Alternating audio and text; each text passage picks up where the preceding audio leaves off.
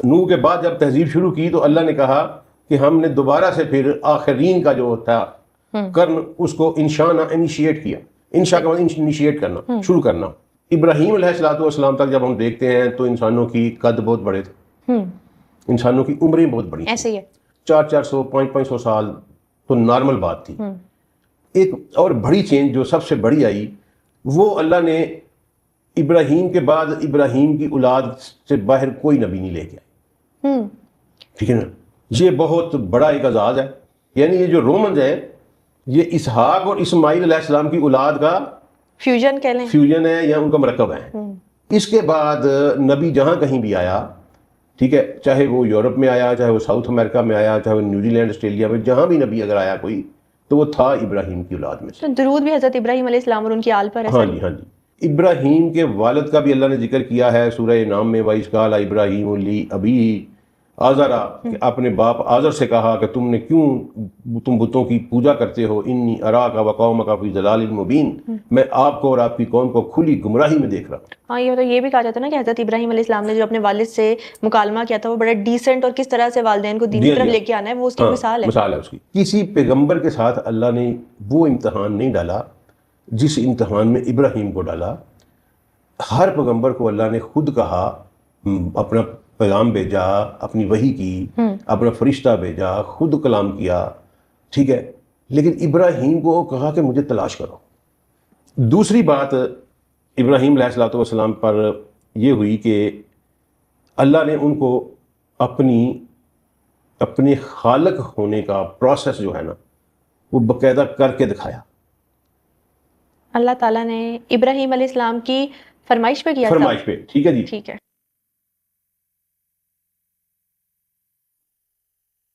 السلام علیکم ویورز، ہر انسان کی زندگی بھر خواہش رہتی ہے کہ وہ کسی نہ کسی طرح اللہ کا محبوب ہو جائے، لیکن کیا آپ جانتے ہیں کہ ایک ایسے نبی بھی ہے جنہیں خلیل اللہ یعنی اللہ کے دوست ہونے کا لقب دیا گیا. وہ نبی جنہوں نے شرک کے خلاف توحید کا پرچم بلند کیا اور اللہ تعالیٰ کے حکم پر جلتی آگ میں اترنے سے بھی نہ گھبرائے. ہم بات کر رہے ہیں حضرت ابراہیم علیہ السلام کی. السلام علیکم سر. جی وعلیکم السلام، الحمدللہ. سر آج کے ایپیسوڈ میں آپ سے حضرت ابراہیم علیہ السلام کی لائف کے بارے میں جاننا چاہتے ہیں. ابو الانبیاء، خلیل اللہ، بے شمار انبیاء کا سلسلہ ان سے جڑا ہوا ہے. کیا ایسی خاص بات تھی حضرت ابراہیم علیہ السلام میں کہ انہیں اتنا قریب اللہ کے رکھا گیا؟ جی اعوذ باللہ من الشیطان الرجیم، بسم اللہ الرحمن الرحیم. ربی ادخلنی مدخل صدق واخرجنی مخرج صدق واجعل لی من لدنک سلطانا نصیرا. اللہم صلی علی سیدنا محمد وعلی آلہ وصحابہ وازواجہ وبارک وسلم. السلام علیکم ورحمۃ اللہ. میڈم آپ نے جو سوال کیا ہے، دیکھیں انسان کی جو تہذیب ہے نا اس کا آغاز ہوتا ہے آدم علیہ السلام سے. اور انسان تو پہلے بھی دنیا میں موجود تھا، لیکن جو ہومو سیپین ہے، مہذب انسان جس کا برین چل رہا تھا اور جو سیولائزیشن کو ڈیولپ کر رہا تھا، اس کی سیولائزیشن کو اللہ کریم نے 2 حصوں میں تقسیم کیا ہے. ایک حصہ ہے آدم سے لے کر ابراہیم تک، صحیح، اور پھر ابراہیم سے لے کر قیامت تک. یہاں سے آپ کو اندازہ لگے گا کہ ابراہیم علیہ السلام کی اہمیت کیا ہے. بہت ساری چیزیں، چلیں ابراہیم کی ذات کے بارے میں تو ہم بعد میں آتے ہیں، سلام اللہ علیہ. میں پہلے آپ کو یہ بتا چلوں کہ اللہ نے تبدیلیاں کیا کیا کی. جب ابراہیم علیہ السلام سے پہلے دنیا میں انٹر گلیکٹیکل ٹریولنگ ہو رہی تھی، ایک یونیورس سے دوسرے یونیورس میں جا رہے تھے، ٹھیک ہے، اور نوح علیہ السلام تک تو ہمیں اس کے سالڈ پروف ملتے ہیں قرآن پاک میں. اللہ نے سورہ بنی اسرائیل میں فرمایا کہ میں نے نوح کے بعد کئی قرن ہلاک کر دیے. نوح کے بعد، نوح والا نہیں، نوح کا تو سب کو پتہ ہے نا کہ وہ سیلاب آیا، وہ ہلاک ہوئے. اللہ نے کہا سورہ بنی اسرائیل نے کہ میں نے من بعد نوح، میں نے نوح کے بعد کئی زمانے ہلاک کر دیے. اب ان زمانوں کا انسان کو بہت کم پتہ ہے.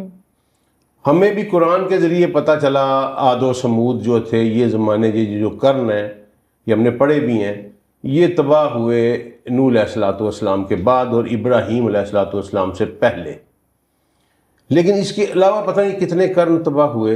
ایکچوئل اللہ تعالیٰ کی نا ایک عادت شریفہ رہی ہے، وہ یہ ہے کہ انسان جب اپنی بغاوت کے انتہا پہ پہنچتا ہے نا، تو اللہ تعالیٰ پھر اس کو نسیاً مسیح کر کے اس کا نام و نشان مٹا دیتا ہے، اور شاید کچھ چند جوڑے بچاتا ہے، اور پھر اس سے دوبارہ تہذیب کا آغاز کرتا ہے، کیونکہ قرآن نے اس کے لیے بڑا خوبصورت لفظ استعمال کیا، انشانا، کہ ہم نے انیشیٹ کیا۔ ٹھیک ہے، نوح کے بعد جب تہذیب شروع کی تو اللہ نے کہا کہ ہم نے دوبارہ سے پھر آخرین کا جو تھا کرن اس کو انشانا انیشیٹ کیا۔ انشاء کا مطلب انیشیٹ کرنا، شروع کرنا۔ تو اللہ نے ابراہیم علیہ السلام تک جب ہم دیکھتے ہیں تو انسانوں کی قد بہت بڑے تھے، انسانوں کی عمریں بہت بڑی، ایسے ہی ہے، 400 500 سال تو نارمل بات تھی۔ ابراہیم علیہ السلام کے وقوع پذیر دنیا میں ہونے کے ساتھ ہی 2-3 بڑی تبدیلیاں آئیں۔ ایک تو یہ کہ انٹر گلیکٹیکل ٹریولنگ جو ہے نا وہ ختم ہو گئی، صحیح، ٹھیک ہے، اور وہ پورٹلز جو کھلے ہوئے تھے، ان کو آپ پورٹل کہہ لیں، جو بھی رنگ دے لیں، ٹھیک ہے، جو رستے تھے وہ ایک دفعہ بلاک کر دیے گئے۔ اوکے، ٹھیک ہے، اس لیے میں اپنی ریسرچ میں یہ کہتا ہوتا ہوں کہ یہ جو ذوالقرنین علیہ السلام ہے، یہ ابراہیم سے پہلے کا واقعہ ہے، ٹھیک ہے، ابراہیم کے بعد یہ دنیا میں نہیں کچھ ہوا، جب پورٹلز ہی بند ہو گئے، پھر مطلب دنیا کہاں سے کا آئے کہاں سے گئے؟ دنیا کا نقشہ ہی کچھ اور تھا، کیونکہ نوح علیہ السلام اپنی قوم سے خطاب کرتے ہوئے کہتے ہیں کہ تم دیکھ رہے ہو کہ اللہ نے اوپر نیچے 7 کائناتیں بنائی ہیں، تم دیکھ رہے ہو، اپنی قوم کو کہہ رہے ہیں۔ اچھا، انسان اس ٹائم اپنی ان آنکھوں سے 7 کائناتوں کو دیکھ سکتا ہے؟ دیکھ رہا تھا، ٹھیک ہے نا جی، یہ قرآن کہہ رہا ہے، میں نہیں کہہ رہا، ٹھیک ہے جی، قرآن کہہ رہا ہے، ہم آیت لگا دیں گے، ٹھیک ہے جی، بالکل لگا دیں گے آیت۔ اب اگر سوچا جائے تو انسان کی عقل میں بات نہیں آتی۔ ہاں، اب ایک اللہ کا پیغمبر غلط بات تو نہیں کر سکتا نا، وہ اپنی قوم سے خطاب کر رہا ہے، اور اس خطاب کو اللہ نے نقل کیا قرآن پاک میں کہ نوح نے کہا اپنی قوم سے کہ تم دیکھ رہے ہو، کہ اللہ نے دیکھنے کا لفظ استعمال کیا اللہ نے، ٹھیک ہے، تو اس کا مطلب ہے کہ یہ نظارہ ہی کچھ اور تھا۔ خالق بہت بڑا ہے، اللہ کو انڈر ایسٹیمیٹ کرتے ہیں ہم۔ اچھا، ایک تو اس نے یہ تبدیلی لے کے آئی، دوسری تبدیلی انسان کے قد کاٹ میں آئی، ٹھیک ہے، تیسری تبدیلی انسان کی عمروں میں آئی۔ اب دیکھیں، ابراہیم علیہ السلام کا جب ہم جو نسب رپورٹ ہوا ہے بائبل میں، ٹھیک ہے جی، اس کے مطابق آپ دیکھیں کہ ابراہیم بن تارخ یا آزر بن ناہور بن سروگ بن راگو بن فالے بن آبر بن شالے بن ارفخشد بن سام بن نو، یہ بائبل میں رپورٹ ہوا ہے۔ میں ابھی کیوں بار بار اس پہ زور دے رہا ہوں کہ میں قرآن کو بیان کروں گا کہ قرآن اس کے علاوہ کچھ اور بھی بیان کرتا ہے۔ اوکے، بائبل میں جو بیان ہوا ہے وہ یہ ہے کہ ابراہیم علیہ السلام کی عمر تھی 250 سال، ناہور کی 148 سال، سروگ کی 230 سال، راگو کی 239 سال، فالے کی 439 سال، آبر کی 464 سال، شالے کی 433 سال، اور ارفخشد کی 438 سال، اور سام کی 600 سال، ٹھیک ہے، یعنی یہ ایک کامن پیٹرن چلا آ رہا تھا۔ 400-500 سال دی عمر تے انجی ہی جویں 80-40-50 سال، ٹھیک ہے۔ ابراہیم علیہ السلام کا مڈبیر اور سامنا جس نمرود سے ہوا، اس کو بھی 400 سال اس وقت ہو چکے تھے حکومت کرتے ہوئے، عمر نہیں پتا اس کی کتنی تھی، 600 تھی کہ 500 تھی، 400 سال اس کو حکومت کرتے ہوئے ہو چکے تھے۔ 400 سال سے اس کی بادشاہی ایک بندے کی۔ نمرود کو امیجن کرے تو کوئی ینگ بادشاہ تصور میں آتا ہے۔ ہاں، تو وہ تھا بھی ینگ ہی، جن کی 800 سال عمر ہے انہیں 400 سال سے ینگ ہی ہونا ہے۔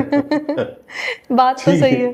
تو یہ آپ دیکھیں کہ جو بابل میں کی تہذیب تھی وہ اپنے عروج پہ تھی، یعنی بابل کی تہذیب ابراہیم علیہ الصلوۃ والسلام سے پہلے اس نے جنم لیا، اور ابراہیم علیہ الصلوۃ والسلام سے پہلے ہی وہ اپنے عروج کو چھو رہی تھی.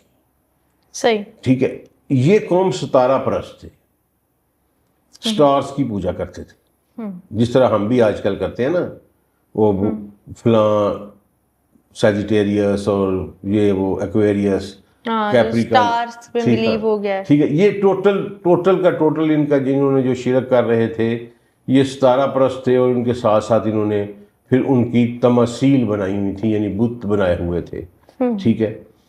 اچھا، اب یہ آپ دیکھیں کہ ابراہیم علیہ الصلوۃ والسلام کے بعد انسانوں کے قد بتدریج کم کیے گئے، اور عمروں میں ایسے شارپ ڈکلائن آیا کہ خود جناب ابراہیم علیہ السلام کی عمر 250 سال ہے، اسماعیل کی 148 تھی، اور اس کے بعد پھر 100 سے نیچے آتی گئیں. ٹھیک ہے.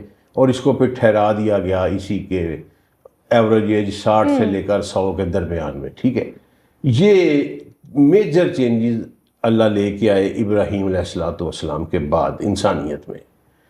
اچھا، اس کے علاوہ ایک اور بڑی چینج جو سب سے بڑی آئی، وہ اللہ نے ابراہیم کے بعد ابراہیم کی اولاد سے باہر کوئی نبی نہیں لے کے آئے. ٹھیک ہے نا. یہ بہت بڑا ایک اعزاز ہے، اور عموماً یہ سمجھا جاتا ہے کہ جتنے بھی ابراہیمک نبی آئے وہ سارے یہ عرب اور ادھر اسی شام، فلسطین، اسی عراق، اسی ایریا میں آئے. یہ بڑی غلط بات ہے، کیونکہ آپ کو جان کے حیرانگی ہوگی کہ یورپینز بھی ابراہیم کی اولاد ہیں. یورپینز حضرت ابراہیم علیہ السلام کی اولاد. روم جو ہے، روم کون تھا جس کے نام پہ رومنز ہیں؟ رومن امپائر بنی، پھر eastern Roman empire, western Roman empire تھی. پہلے ایک ہی رومن امپائر تھی، پھر 2 ٹکڑوں میں بٹ گئی، پھر دونوں نے عروج دیکھا. اور جب رسول اللہ صلی اللہ علیہ وسلم مبعوث ہوئے تو اس وقت ابراہیم اور رسول اللہ صلی اللہ علیہ وسلم کے درمیان کا وقفہ جو ہے آلموسٹ 4000 سال یا 3000 سال بنتا ہے. تو اس دوران ایسٹرن رومن امپائر اپنے عروج پہ تھی. ٹھیک ہے. تو روم کون تھا؟ روم جو تھا وہ ابراہیم علیہ الصلوۃ والسلام کا ایک بیٹا، اور یعنی اسحاق علیہ السلام کی نسل سے ایک بیٹا، اور اسماعیل کی نسل سے ایک بیٹی. ان کی شادی ہوئی آپس میں، اور انہوں نے ہجرت کی. ہجرت کر کے تو یہ جس علاقے میں سیٹل ہوئے جا کے اس کو روم کہا گیا. صحیح ہے. ٹھیک ہے جی. یعنی یہ جو رومنز ہیں یہ اسحاق اور اسماعیل علیہ السلام کی اولاد کا فیوژن کہہ لیں، فیوژن ہے یا ان کا مرکب ہے. ٹھیک ہے. روم سمجھ لیں کہ اسماعیل علیہ الصلوۃ والسلام کے پڑپوتے یا پڑنواسے کا نام تھا. صحیح. ٹھیک ہے. یہ بڑی انٹرسٹنگ بات پتہ چلی آج. یہ نہیں کہ نبی صرف ادھر ہی آئے. اللہ نے چونکہ اس ایریے کو سینٹر بنایا، اور کیوں اس کا ذکر قرآن پاک میں اتنا کیا کہ ابراہیم کے ایک بیٹے کو اس ایریے کا ایک حصہ دیا، اور ابراہیم کے دوسرے بیٹے کو اس ایریے کا دوسرا حصہ دیا. اچھا، یہ 2 حصے دینے کی وجہ بھی کوئی امتحان تھی؟ امتحان نہیں تھی. یہ آگے بات آئے گی کیوں دیے گئے، میں آپ کو بتاتا ہوں. کیونکہ قرآن پر چلنے سے پہلے میں ذرا ابراہیم علیہ السلام کی شخصیت اور ان کا امپیکٹ کتنا ہے تاریخ کے اوپر، یہ ہمیں پوری سیریز کرنی پڑے گی. ابراہیم پہ 2-3 پروگرام کرنے پڑیں گے. ڈیفینیٹلی کریں گے. جو ڈیٹیلز آپ بتا رہے ہیں بڑی مائنر انٹرسٹنگ ہے. ان کا امپیکٹ بہت زیادہ ہے نا، پوری ہیومن سیولائزیشن پہ سب سے زیادہ امپیکٹ ہے ابراہیم علیہ السلام کا. اچھا، اللہ نے ایک تو پیغمبری ان کے لیے خالص کر دی. اب اس کے بعد نبی جہاں کہیں بھی آیا، ٹھیک ہے، چاہے وہ یورپ میں آیا، چاہے وہ ساؤتھ امریکہ میں آیا، چاہے وہ نیوزی لینڈ، آسٹریلیا میں، جہاں بھی نبی اگر آیا کوئی تو وہ تھا ابراہیم کی اولاد میں سے. تو درود بھی حضرت ابراہیم علیہ السلام اور ان کی آل پر ہے. ہاں جی. اچھا، اس کے علاوہ یہ جو خطہ آپ نے سوال کیا کہ کیوں یہ کیا گیا، اسحاق علیہ السلام کی اولاد کے لیے شام و فلسطین کا ایریا جو ہے نا یہ مختص کر دیا گیا. اور اسماعیل علیہ السلام کی اولاد کے لیے جزیرۃ العرب جو ہے یہ مختص کر دیا گیا۔ اب ہوا یہ کہ چونکہ وہ قوم جو تھی ان کی یہ بت پرست تھی، ابراہیم کے والد کا بھی اللہ نے ذکر کیا ہے سورہ انعام میں، وَإِذْ قَالَ إِبْرَاهِيمُ لِأَبِيهِ آزرا، کہ اپنے باپ آزر سے کہا کہ تم بتوں کی پوجا کرتے ہو، انی اراک و قومک فی ضلال مبین، میں آپ کو اور آپ کی قوم کو کھلی گمراہی میں دیکھ رہا ہوں۔ ہاں، یہ بھی کہا جاتا ہے نا کہ حضرت ابراہیم علیہ السلام نے جو اپنے والد سے مکالمہ کیا تھا وہ بڑا ڈیسنٹ، اور کس طرح سے والدین کو دین کی طرف لے کے آنا ہے وہ اس کی ایک مثال ہے۔ مثال ہے اس کی۔ اچھا، اب اس سے ظاہر ہوتا ہے کہ یہ لوگ ستارہ پرست بھی تھے، اور ساتھ ساتھ آگے ستارے کا بھی ذکر آئے گا، وہ بتوں کی بھی پوجا کر رہے تھے۔ ابراہیم علیہ السلام کو جو اللہ نے خلیل بنایا نا، اس کی بہت ساری وجوہات ہیں، اور اس میں سب سے بڑی ایک میں آپ کو عجیب بات بتانے لگا ہوں کہ کسی پیغمبر کے ساتھ اللہ نے وہ امتحان نہیں ڈالا جس امتحان میں ابراہیم کو ڈالا۔ ہر پیغمبر کو اللہ نے خود کہا، اپنا پیغام بھیجا، اپنی وحی کی، اپنا فرشتہ بھیجا، خود کلام کیا، ٹھیک ہے، لیکن ابراہیم کو کہا کہ مجھے تلاش کرو۔ ابراہیم پر پہلے وحی نہیں آئی، ٹھیک ہے، ابراہیم کے دل میں یہ بات اٹھائی کہ تم مجھے تلاش کرو، اور ابراہیم نے خود اپنے رب کو تلاش کیا۔ مطلب جو ابراہیم علیہ السلام کا وحدانیت کا سفر تھا سارا، وہ ان کے دل میں اللہ تعالیٰ نے خود ہی انٹویشن ڈالی تھی۔ ہاں، انہوں نے خود طے کیا، یعنی باقی تمام انبیاء کو اللہ نے پیغمبر وحی کے ذریعے بتایا کہ میں اللہ ہوں اور آپ میرے رسول ہیں۔ ابراہیم کے بارے میں یہ بہت بڑی آزمائش ہے نا، آزمائش بھی ہے اور ایک بہت بڑا انعام بھی ہے پھر، بالکل ٹھیک ہے۔ اور اس کو قرآن نے نا مفصل ذکر کیا ہے کہ انہوں نے ڈیٹیکٹیو لاجک جو ہم فلاسفی میں آج کل یوز کرتے ہیں نا جی، اس کے موجد جو ہیں وہ ابراہیم علیہ السلام ہیں، ٹھیک ہے۔ سبحان اللہ۔ ڈیڈکٹیو لاجک کیا ہوتی ہے کہ آپ سب کو سچ مان کے پھر ایک ایک کو رول آؤٹ کرتے جائیں، صحیح، ٹھیک ہے نا، اس کو ڈیڈکٹ کرتے جائیں کہ پہلے آپ نے سب کو کہہ لیا بھی سارا کچھ سچ ہے، ٹھیک ہے۔ ابراہیم نے کہا جی، سب سے پہلے کہا کہ یہ ستارہ میرا رب ہے، ٹھیک ہے۔ پھر جو ستارہ غائب ہو گیا تو اس نے کہا یہ تو ہو نہیں سکتا، ٹھیک ہے۔ سورج یہ میرا رب ہے، پھر جب سورج بھی ختم ہو گیا، چھپ گیا، اس نے کہا یہ بھی رب نہیں ہو سکتا۔ چاند میرا رب ہے، کیونکہ ستاروں کی پوجا کر رہے تھے نا، چاند میرا رب ہے، اس نے کہا چاند بھی کبھی آدھا ہو گیا کبھی پورا ہو گیا، اس نے کہا یہ بھی رب نہیں ہو سکتا، اب رب کدھر ہے؟ پھر وہ گیا بت خانے میں، ٹھیک ہے، صنم خانے میں گیا، بت خانے میں گئے، وہاں اس نے دیکھا کہ بڑے شاندار اعلیٰ ڈیکوریٹڈ بت موجود ہیں، اور ان کے آگے جو ہے وہ کھانا رکھا ہوا ہے۔ اس نے کہا کھاؤ، اور کھاتے کیوں نہیں؟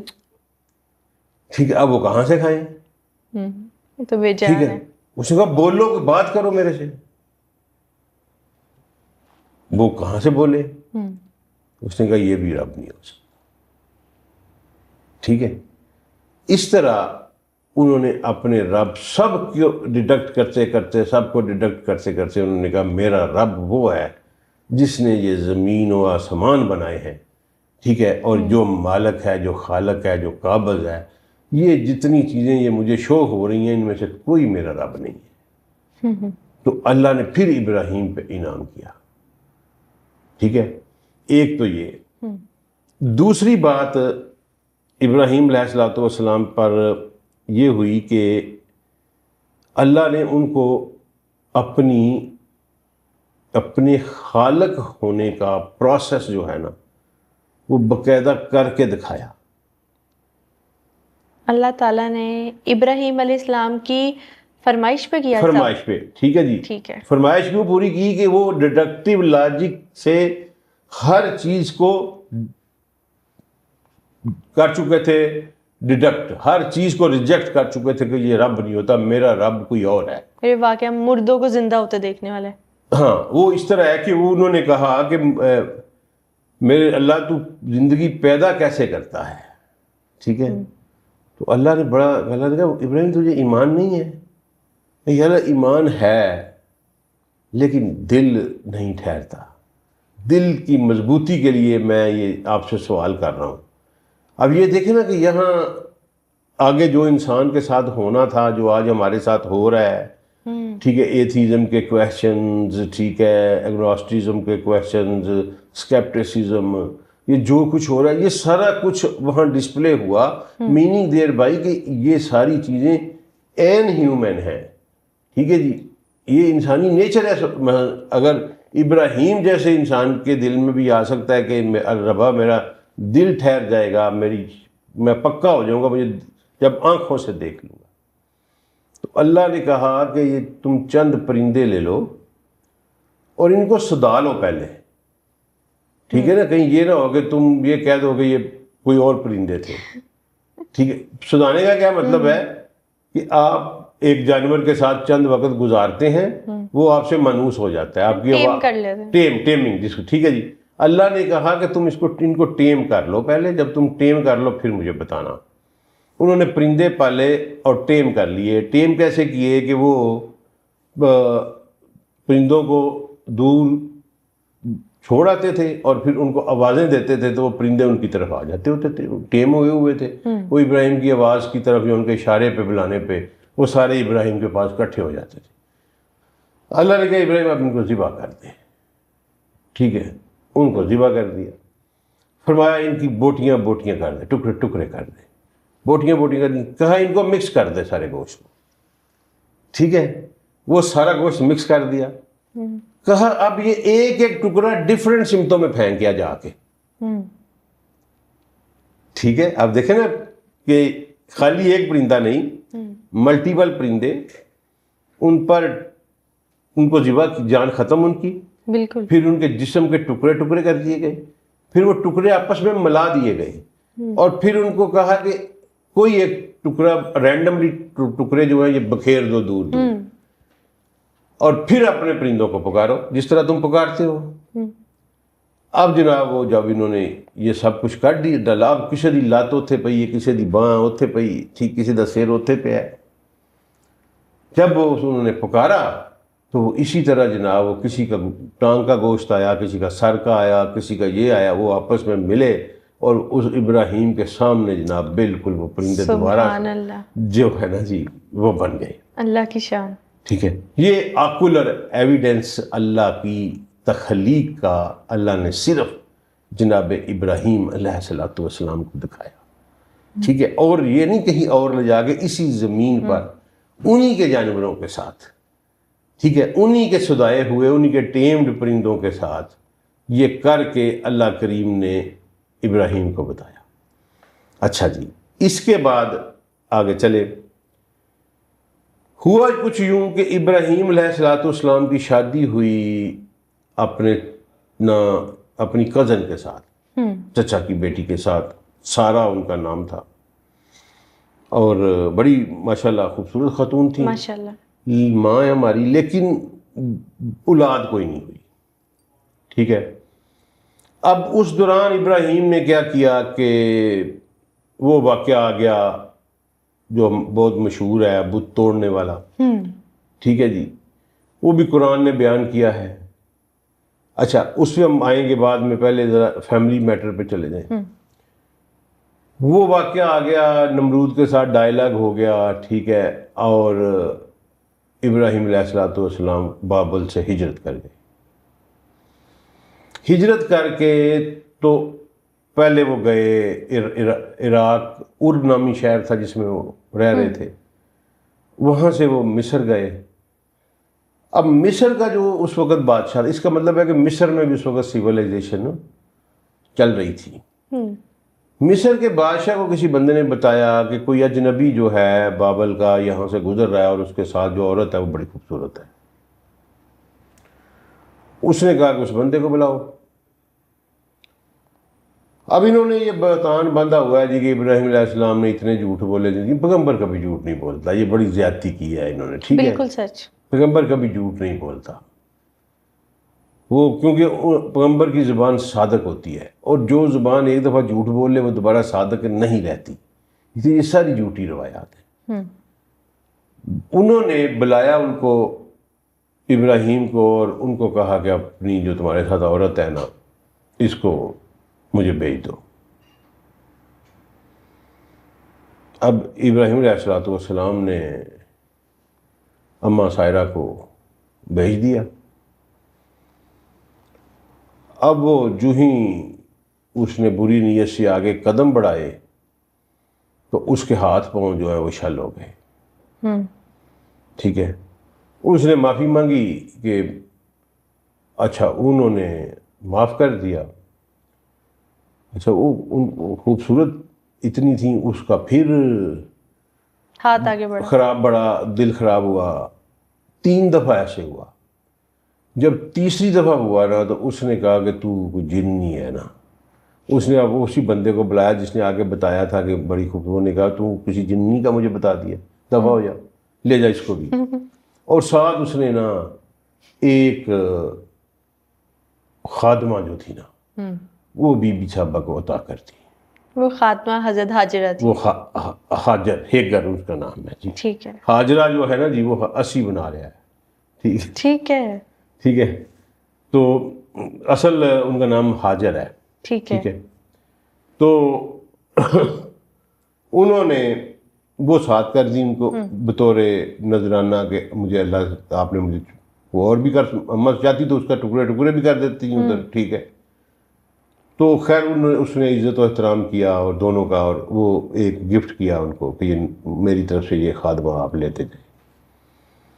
اب اولاد کی خواہش جو تھی وہ شدت کی تھی، وہ بچہ پیدا نہیں ہو رہا تھا. تو اماں سائرہ نے خود ہی کہا کہ آپ اس بی بی کے ساتھ نکاح کر لیں اور شاید اللہ ہمیں اس سے اولاد دے دے. وہ یہی ہوا. ٹھیک ہے، جناب حاجر علیہ السلام سے بچہ پیدا ہو گیا، جناب اسماعیل علیہ السلام. اب جب اسماعیل علیہ السلام پیدا ہوئے تو ظاہر ہے بچے کی منوسیت تو اپنی ماں کی طرف ہی ہونی ہے. یس.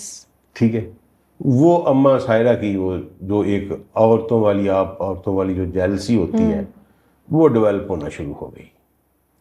ٹھیک ہے، اچھا یہاں میں رک کے تھوڑا سا بتاتا ہوں کہ یہ جو یہودیوں کا دعویٰ ہے کہ we are the chosen seeds of Abraham of spring.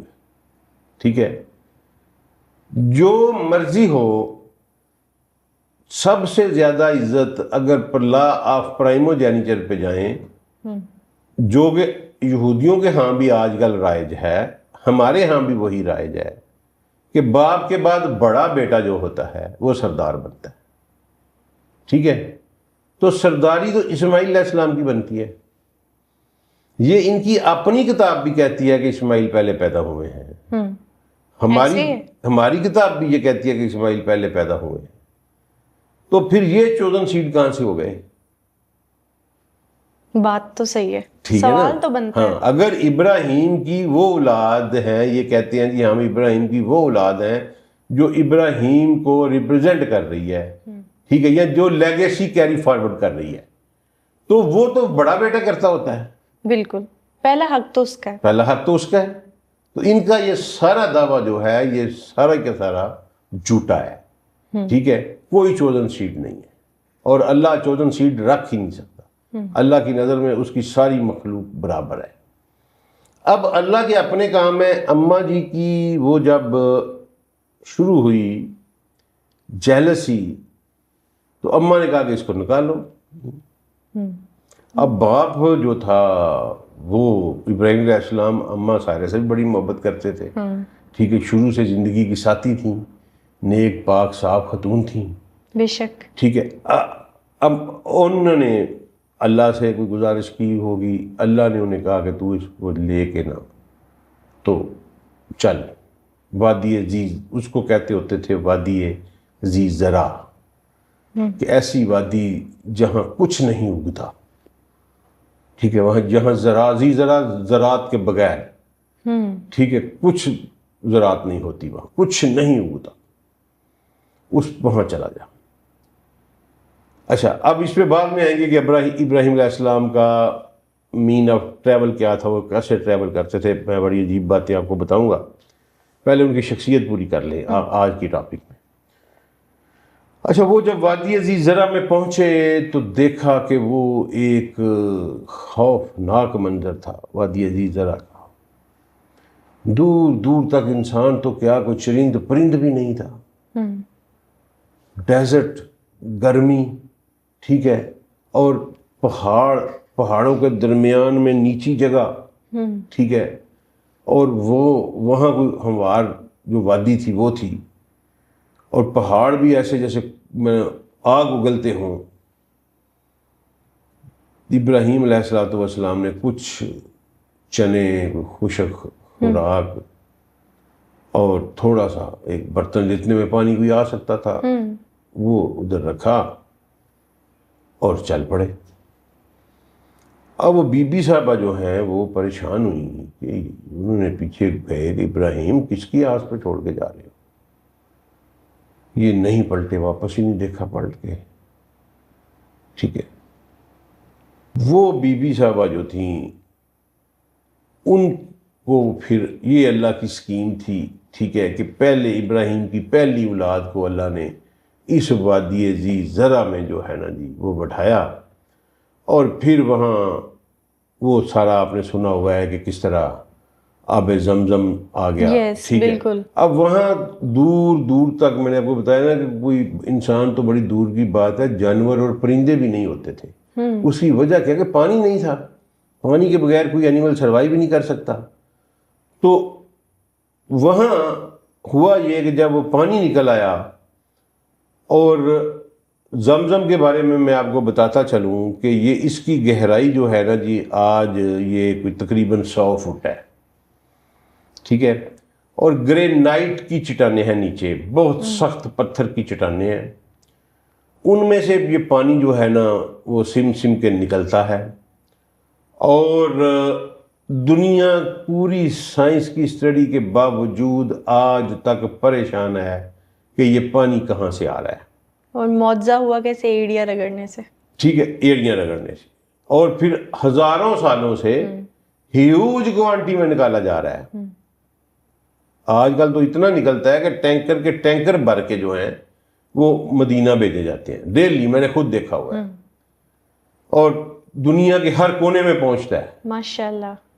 اس کے باوجود گرد و نواح میں کہیں بھی پانی ہے ہی نہیں۔ اب پانی کی تو بیلٹ چلتی ہے نا، نیچے بھی پانی کے دریا چلتے ہیں، نہریں چلتی ہیں زمین کے نیچے۔ مثلا آپ کو میں ایک اگزامپل دوں کہ آپ یہاں سے لاہور سے نکلے ملتان کی طرف، یس، تو ریلوے لائن کے اس طرف جو ہے پانی کڑوا ہے، ریلوے لائن کے اس طرف پانی میٹھا ہے، نیچے زیر زمین جو پانی ہے۔ یہ میں جو اس علاقے میں نوکری کی ہے تو میں نے خود یہ آبزرو کیا ہوا ہے، ٹھیک ہے۔ پانی کی سٹریمز چلتی ہیں، اب اگر زمزم کی کوئی ہے تو پیچھے کہیں سے آ رہا ہے، وہیں سے بھی نکلنا، کھدائی سے نکل آنا چاہیے، ایگزیکٹلی، ٹھیک ہے۔ اور بارشیں وہاں اتنی ہوتی نہیں کہ پانی انڈر گراؤنڈ واٹر میں اتنا مینٹین ہو جائے کہ ہزاروں سالوں سے ہیوج کوانٹی میں ایکسٹریکٹ ہو رہا ہے۔ یہ سائنس اس پہ آج تک پریشان ہے۔ یہ جو باتیں کرتے ہیں نا کہ اللہ تعالیٰ ہے یا نہیں ہے، اور سائنس کو کہو یار اس کی تجھی بتا دے، اس کی cause of action, cause of effect اس کا بتا دے کہ یہ کہاں سے آ رہا ہے پانی۔ جناب والا وہ پانی کوئی بعید نہیں، کیونکہ اس کی جس طرح کی خاصیتیں ہیں نا آب زمزم کی، میں نے خود، ٹھیک ہے جی، سمجھ لیں کہ میری میز کے اوپر نا پانی پڑا رہتا ہے زمزم کا نا، تو وہ کبھی مہینہ 1.5 مہینہ بھی ویسے ہی وہ چھوٹی شیشی کی باٹل میں پڑا رہتا ہے، اور کبھی فریج میں بھی نہیں رکھا، اور کبھی اس کا ذائقہ نہیں خراب ہوا، ایسے ہی ہے، ٹھیک ہے۔ میں کبھی ذہن میں آدمی اٹھ کے ایک گھونٹ لگا لیتا ہوں، بند کر کے رکھ دیتا ہوں، نہ اس کا ذائقہ خراب ہوتا ہے، نہ اس میں فنگس لگتا ہے۔ زمزم کے کنویں میں آج تک کوئی گروتھ نہیں ہوئی، نہ کسی پلانٹ کی، نہ کسی فنگس کی، نہ بیکٹیریا کی، آج تک نہیں ہوئی. ٹھیک ہے. شاہ فیصل کے دور میں کسی بندے نے کوئی برٹشر تھا، اس نے آرٹیکل لکھ دیا کہ یہ مضر صحت ہے. نعوذ باللہ. ٹھیک ہے. اس نے کہا یہ پہاڑوں سے نکلا ہوا پانی تو میرا مطلب ویسے اس میں سلفر مل جاتا ہے. شاہ فیصل نے ان کو نمونے دیے کہ جاؤ دنیا کی جڑی لیبارٹری چیک کر لو. تو وہ دنیا کا سب سے آئیڈیل پانی رپورٹ ہوا. مضر صحت کیا، اس کے اندر تو بیماریوں کا میں علاج کہتا ہے. ہوں سب سے آئیڈیل پانی جو ہے نا وہ ہوا. اب وہ پانی جو ہے یہ کوئی بڑی بات نہیں کہ اس کے نیچے کوئی پورٹل ہے. ٹھیک ہے جی. اور پانی کسی اور دنیا سے آ رہا ہے، کیونکہ اس کی جو خاصیت ہے، اس کا جو پانی ہے نا جی، اس میں گروتھ ہوتی ہے مائکرو آرگنزمس کی. ٹھیک ہے. آپ کوئی پانی لے کے، نیسلے کا پانی لے کے یہاں رکھ دیں، مہینے 15 دن بعد اس میں الٹی لگ جائے گی، کائی لگ جائے گی. ٹھیک ہے نا جی. بدبو آنی شروع ہو جائے گی اس میں سے. اس زمزم کے والے جو پانی ہے، اس کی یہ خصوصیات ہے کہ اس کی کیمسٹری خراب نہیں ہوتی. ٹھیک ہے. کیمسٹری یکساں رہتی ہے، اور یہ دنیا کے کسی اور پانی میں یہ خاصیت پائی نہیں جاتی. اس لیے میرا قرین قیاس ہے کہ یہ بذریعہ کسی پورٹل، کسی دوسری کائنات سے یہ پانی آ رہا ہے. ٹھیک ہے. مائٹ بھی جنت سے ہی آ رہا ہو، لیکن یہ زمین کا پانی نہیں ہے، کیونکہ زمین کا پانی نہ جیوگرافی اس کو سپورٹ کرتی ہے، نہ جیولوجی سپورٹ کرتی ہے، نہ اوشینوگرافی اس کو سپورٹ کرتی ہے، نہ واٹر کیمسٹری اس کو سپورٹ کرتی ہے. اور پانی پینے کے بعد آج تک زمزم کے معجزات بھی تو ہوتے ہیں. بڑے بڑے معجزات ہوئے. ٹھیک ہے نا. بڑے بڑے معجزات ہوتے ہیں. بڑی ہماری ایک ریلیٹیو خاتون ہے، وہ 6 ماہ ادھر رہی ہیں، اور انہوں نے کو کہتی ہیں جی کہ ان کو کینسر ہو گیا تھا. تو وہ 6 ماہ ادھر ہی رہیں، اور انہوں نے کہا جی نہ میں نے کوئی روٹی کھائی 6 ماہ، نہ میں نے چاول کھائے، نہ کوئی شے نہیں کھائی دنیا کی. ٹھیک ہے. صرف زمزم پیتی تھی. سبحان اللہ. اور وہ کیور ہو گئی. صرف زمزم 6 ماہ. وہ تو اس پانی کے اندر ایسا کیا ہے کہ نیوٹرینٹس بھی پورے ہو رہے ہیں. یہی میں دیکھیں، دنیا میں کوئی پانی اس پلینٹ پہ ایسا نہیں جو نیوٹرینٹ بھی انسان کے پورے کرے. ٹھیک ہے. اور کئی انسان ایسے ہیں، کئی 6 دن رہنا مشکل ہو جاتا ہے. کئی انسان ایسے ہیں جو انہوں نے کئی ہفتے زمزم پہ گزارا کیا. ایک اگزامپل نہیں ہے، اس پہ تجربے ہوئے ہیں. ٹھیک ہے. اور وہ کچھ بھی نہیں ہوا لوگوں کو. اسی لیے میں یہ کہہ رہا ہوں کہ یہ پانی جو ہے، اس کی میں آپ کو ایویڈنس یہ دے دیتا ہوں کہ سیدی رسول اللہ صلی اللہ علیہ وسلم نے جب معراج کے وقت سدرۃ المنتہا پہ گئے تو آپ نے وہ 4 نہریں دیکھیں. ٹھیک ہے. اور بتایا گیا کہ 2 زمین کی ہیں، 2 جو ہیں ملائے اللہ کی ہیں. جو زمین والی ہیں وہ نیل اور فرات ہیں. اب نیل اور فرات کا پانی بھی تو کسی نہ کسی طریقے سے وہاں سے آ رہا ہے نا. ہم کہتے ہیں جنت سے جڑا ہے نیل اور فرات کا جو پانی ہے. ہاں آ رہا ہے نا جی. اب ہمیں تو وہ میڈیم نظر نہیں آتا، لیکن کوئی اس کا کھوج بھی نہیں لگا سکا آج تک کہ پانی کہاں سے آ رہا ہے. وہ نیل کا تو پرٹیکولرلی کوئی پتہ ہی نہیں کر سکا نا، کیونکہ لیک وکٹوریا سے اوپر جو ہے وہ مارشز ہیں، یعنی دلدلے ہیں. ٹھیک ہے. اور انہی میں سے پانی آ رہا ہے. دلدلوں میں سے وہاں کوئی انسان جا ہی نہیں سکتا، ممکن ہی نہیں ہے کہ اس سے پیچھے جا کے پتہ کرے کہ یہ کہاں سے آ رہا ہے. تو اسی طرح یہ زمزم کا جو پانی ہے، یہ بھی مجھے لگتا ہے کہ یہاں کوئی پورٹل ہے، اور یہ پورٹل کے ذریعے سے، اس کوئی چینل کے ذریعے سے پانی آ رہا ہے. کیونکہ پانی کا اور پورٹل کا جو ہے نا جی، اور پانی کا اور معجزات کا بڑا تعلق ہے. ٹھیک ہے. یہ کیونکہ زمزم کی بات اس کو مکمل کر لیتے ہیں. پانی کا اور معجزات کا بڑا تعلق ہے. کیسے ابراہیم علیہ السلام کو بچانا تھا، موسیٰ علیہ السلام کو بچانا تھا، پانی کے حوالے کر دیا گیا دریا میں. ٹھیک ہے. بنی اسرائیل کو بچانا تھا تو پانی کو پھاڑ دیا گیا. اسماعیل کو بچانا تھا، ایڑیاں رگڑ کے پانی نکال لیا گیا. عیسیٰ علیہ السلام آئیں گے تو بالوں سے پانی کے قطرے جو ہیں وہ ٹپک رہے ہوں گے. یہ پانی کی کوئی عجیب سی سیکوینس ہے انٹر یونیورسل گلیکٹیکل ٹریولنگ کے ساتھ. بہت خوبصورت بات. ٹھیک ہے جی. پانی اور جس طرح کیونکہ میں نے اپنی آنکھوں سے دیکھا ہوا ہے حرم کے سین میں یہ ایک ویل تھا. ٹھیک ہے. باب ابراہیم جو جہاں مقام ابراہیم پڑا ہے نا اس سے تھوڑا سا پیچھے ایسے کر کے آپ جاتے تھے تو یہاں کر کے ایک ویل آتا تھا, وہ زمزم کا ویل تھا. ٹھیک ہے. اگلی دفعہ ہم گئے تو وہ وہاں کچھ بھی نہیں تھا, وہ سین تھا پورا. تو جس طرح صفا کی پہاڑیوں کے آگے انہوں نے شیشے کی دیواریں بنائی ہیں کہ پورٹل سے ڈرتے ہوئے, یہ دجال نے کروایا ان سے, اسی طرح یہ زمزم کا کنواں بھی اس کو انڈر گراؤنڈ لے گئے. ایکچولی کیا انہوں نے یہ ہوا ہے کہ اس کے کنویں کے اوپر چھت ڈال کے, ٹھیک ہے, تو پائپنگ کر کے تو وہاں باہر لے گئے ہوئے ہیں اور اوپر سیر بنا دیا, سلیب ڈال دی ہوئی ہے. ٹھیک ہے نا. اب وہاں کوئی پتہ نہیں زمزم کدھر ہے. جو نئے زائرین ہیں جو 2002 کے بعد گئے ہیں انہوں نے وہ کنواں نہیں دیکھا ہوا. ٹھیک ہے. جو 2002 سے پہلے کے زائرین ہیں ان سب نے وہ کنواں دیکھا ہوا ہے. ٹھیک ہے. اور میں جب پہلی دفعہ گیا تھا اس وقت کنواں تھا. ٹھیک ہے. زمزم تھا بالکل, ہم نے وہ کنویں سے ہی پیا تھا. ٹھیک ہے. دیکھ کے کچھ فیل ہوا کہ واقعی کوئی پورٹل ہے؟ نہیں دیکھیں اس وقت تو پورٹل کا ہم بھی جاہل تھے. ٹھیک ہے نا. تو پورٹل کا کوئی کنسیپٹ نہیں تھا ذہن میں. لیکن میرے کہنے کا مطلب یہ ہے کہ وہ بالکل جس طرح اس کو غائب کیا گیا ہے, اس کو ڈھکنا لگایا گیا اس کے اوپر. ٹھیک ہے. اس کے باوجود آپ دیکھیں کہ اس کی ایک اور یعنی خاصیت دیکھیں کہ تمام طرح کے ہیوی پمپنگ اسٹیشن لگا کے دیکھ لیے گئے ہیں. ٹھیک ہے. یہ ڈاکومنٹڈ بات میں کر رہا ہوں, لکھی پڑھی بات کر رہا ہوں.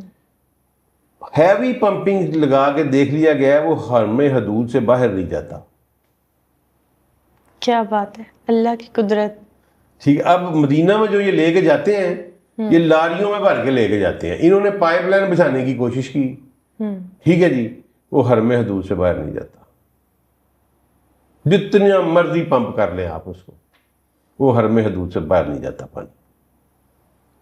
ہو سکتی ہے ڈیفینیٹ نشانی. تو پوائنٹ تو صحیح ہے. تو یہ کوئی نہ کوئی چیز جو ہے نا وہاں کہیں نہ کہیں سے یہ پانی جہاں سے بھی آ رہا ہے وہ کوئی رستہ ہے, اس طرح کی کوئی چیز ہے. اس پہ ہم اور یہ میں سمجھ لیں کہ فوڈ فار تھاٹ دے رہا ہوں اپنے سننے والوں کو, اس پہ سارے کام کرتے ہیں, مل کے کام کرتے ہیں. بالکل. ٹھیک ہے. اور ہو سکتا ہے کوئی نہ کوئی چابی جو ہے وہ یہاں سے مل جائے, کیونکہ میں نے یہ اس کی جیولوجی پڑھی ہوئی ہے. نیچے گرینائٹ کی ہے, راکس ہیں. ٹھیک ہے. اور اتنا رین فال نہیں ہے اس ایریا میں کہ پانی جو ہے انڈر گراؤنڈ واٹر میں صدیوں سے بہتا رہے. مثلا اب بھی یہ دیکھیں ہمارا اتنا رین فال ہے ادھر لاہور میں. ٹھیک ہے. اس کے باوجود پمپنگ پہ پابندی لگی ہوئی ہے. ٹھیک ہے. ہم لاہور میں پمپنگ نہیں کر سکتے. ٹھیک ہے. انڈیپینڈنٹ پمپنگ نہیں کر سکتے. کیوں پمپنگ کی پابندی لگی ہوئی ہے کہ انڈر گراؤنڈ واٹر جو ہے وہ کم سے کم ہوتا جا رہا ہے.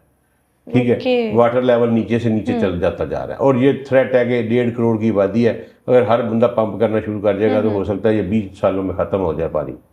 تو اس لیے پمپنگ پہ بند, وہ پمپ ہو رہا ہے جناب پانی پتہ نہیں کتنے ہزار سالوں سے, اور دنیا کے ہر کونے میں موجود ہے اس وقت. ٹھیک ہے نا. اس وقت زمزم کا وجود آپ کو دنیا کے ہر کونے, ہر ملک میں, یہ نہیں ہو سکتا کہ کوئی کہے کہ جی اس ملک میں آج تک زمزم نہیں آیا. تو اتنی بڑی ترسیل, اتنی بڑی ٹرانسپورٹیشن, اور اس کا کوئی سائنٹیفک سورس نہیں ہے. اس کا مطلب ہے کہ وہ کہیں اور سے آ رہا ہے. یہ بڑی سیدھی سی بات ہے. اچھا اب چلتے ہیں, وہ وہاں ایک پانی نکل آیا تو ایک قبیلہ وہاں سے ٹریول کر رہا تھا اپنے روٹین میٹر میں. اب جب پانی نکلا تو پانی کے اوپر پرندے بھی آ گئے. ٹھیک ہے. انہوں نے پرندے اڑتے دیکھے تو انہوں نے کہا کہ یار اس علاقے میں تو کبھی کوئی پرندہ نظر نہیں آیا. وہ نسل در نسل وہاں سے گزرنے والے لوگ تھے. بنو جرہم اس قبیلے کا نام تھا. ٹھیک ہے. خانہ بدوش قبیلہ تھا عربوں کا. انہوں نے کہا یار اس ہم ساری عمر ہو گئی ہے, ہمارے باپ دادا گزرتے, یہاں تو کبھی پرندہ نظر ہی نہیں آیا, یہ پرندے کہاں سے آ گئے. ٹھیک ہے. اس کا مطلب ہے کہ یہ کوئی غیر معمولی ایکٹیویٹی ہے جہاں پرندے اڑ رہے ہیں. وہ لوکیٹ کرتے کرتے ادھر آئے تو وہاں انہوں نے دیکھا کہ وہ پانی کا چشمہ ابھر رہا ہے اور یہ خاتون ہے، ایک بچہ ہے، وہ جو ہے نا پتھر اس کے آگے روک رہی، ٹھیک ہے، وہ اس کو روکا اور ساتھ کہیں زم زم زم زم زم کا مطلب رک جا، ٹھیک ہے نا، کہ وہ اچھا، اب وہ رسول اللہ صلی اللہ علیہ وسلم نے فرمایا کہ اللہ ام اسماعیل پر رحم کرے کہ اگر اس کو نہ روکتی تو یہ ایک نہر کی صورت میں چلتا، صحیح، ٹھیک ہے نا، سبحان اللہ، یہ رسول اللہ نے فرمایا کہ سیدی رسول اللہ صلی اللہ علیہ وسلم نے فرمایا کہ وہ اللہ ام اسماعیل پر رحم کرے، اگر وہ اس کو نہ روکتی تو یہ قیامت تک ایک نہر کی صورت میں چلتا، اتنا پانی نکلتا۔ اچھا خیر، انہوں نے آ کے کہا کہ جب پانی دیکھا انہوں نے تو وہ بھی دیوانے ہو گئے۔ پانی اس وقت کی، آج بھی اس ایریا میں آپ جا کے رہیں نا تو آپ کو پتہ چلتا ہے کہ پانی ہی سب سے، آپ کو جب 10 دن وہاں آپ رہتے ہیں نا تو آپ اپنا بجٹ چیک کرتے ہیں تو آپ کہتے ہیں میں پاکستان کے حساب سے 20,000 کا پانی پی گیا ہوں ادھر، ایسے ہی ہے، ٹھیک ہے نا۔ تو پانی از اے پریشیس کموڈٹی آج بھی، اس وقت تو بہت زیادہ ہوگی۔ انہوں نے وہیں ڈیرا ڈالا اور انہوں نے بی بی صاحبہ سے ریکویسٹ کی کہ آپ ہی بھی اکیلی ہیں، ٹھیک ہے، آپ کو بھی ضرورت ہے تو ہم یہاں آباد ہو جاتے ہیں، پانی نکل آیا ہے، ٹھیک ہے۔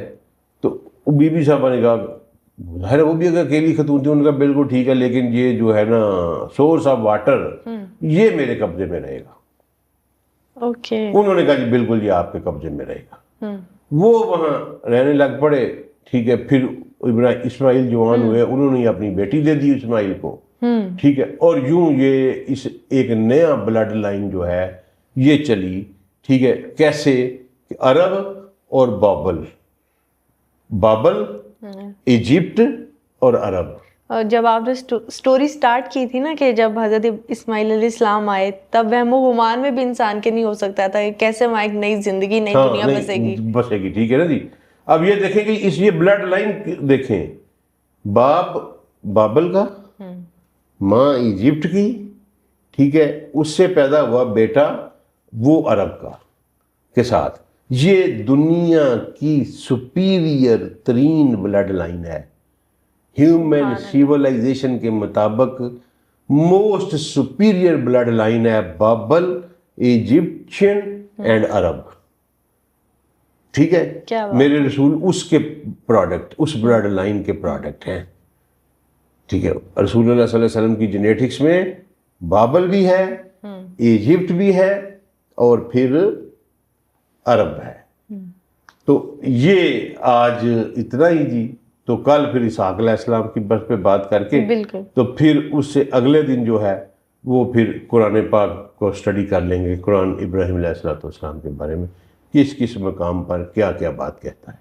بالکل ٹھیک ہو گیا sir, thank you so much. Number 1 تو بہت مزہ آیا آج کے ایپیسوڈ میں، آپ نے حضرت ابراہیم علیہ السلام کی ارلی لائف، پھر حضرت ابراہیم علیہ السلام کو جو آزمائشیں آئیں کس طرح سے انہوں نے اپنی کوششوں سے اللہ کو حاصل کیا، یہ ساری باتیں شیئر کی، زمزم کے معجزات اور بلڈ لائن کیا ہے اور کون کون سے ایریاز میں یہ سارے واقعات پیش آئے آپ نے شیئر کیے۔ انشاءاللہ اس سیریز کو کنٹینیو رکھیں گے اور حضرت ابراہیم علیہ السلام کے جو ریمیننگ چیپٹرز ہیں ان کا انتظار رہے گا۔ Thank you so much. Thank you, بہت شکریہ۔